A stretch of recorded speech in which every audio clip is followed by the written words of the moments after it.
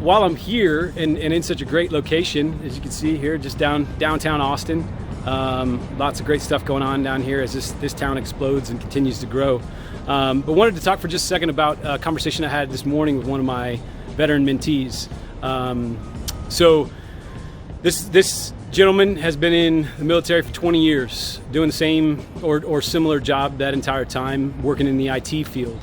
And now he's in a position where he's looking to make that transition from taking off the uniform and getting into his civilian career, and really looking for a specific job in IT as a director or manager, strategic leader, and was telling me a little bit about what he's been doing recently.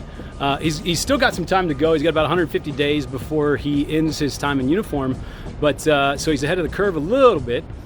But he's not having quite the success or getting into the conversations that he was hoping, the volume of conversations he was hoping to get into during this transition. So part of that playing, and we talked a little bit about it this morning, part of that is the fact that he's still a ways out from his exit. The other part of it is a little bit of how he was doing it. So I wanted to talk about that for a second. One of the things he's doing is he's reiterating on his resume multiple times.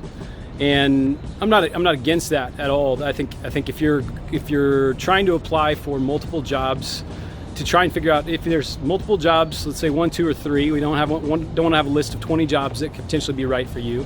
But if you've got maybe 1 or 2 or 3 jobs that you want to apply for, and they're each a little bit different in the IT world, maybe he's looking at an IT director job, he's looking at an IT operations job, or he's looking at let's say like a solution engineering job on the technical side.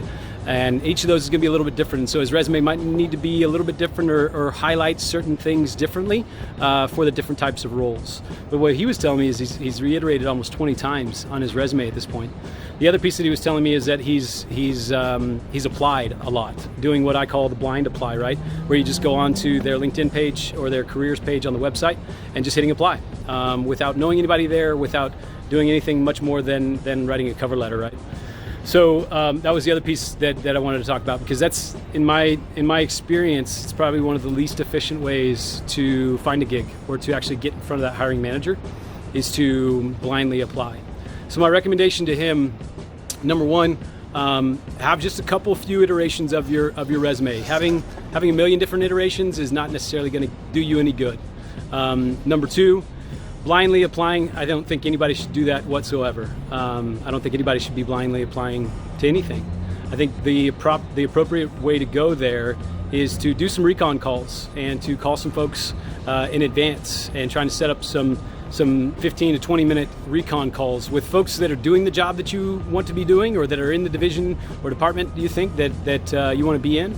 And your recon is just to understand them, understand the business, understand what it's like to work there, and all those sort of things. Ultimately, you may be able to establish a relationship with those folks, and they may be able to be converted into an advocate at the very least, or ideally into a champion who would truly take your resume to that hiring manager and say, you should hire this person. They've got the skills you're looking for, they've got the capabilities that you need for this role, and you should give them a shot. So a couple quick thoughts on that, and to the guy that I was talking to this morning, like I told you this morning, don't take these things personally. This is just iterating and improving your process so that you can ultimately land the gig that you're looking for. So that's all I've got for you right now. Thanks, y'all.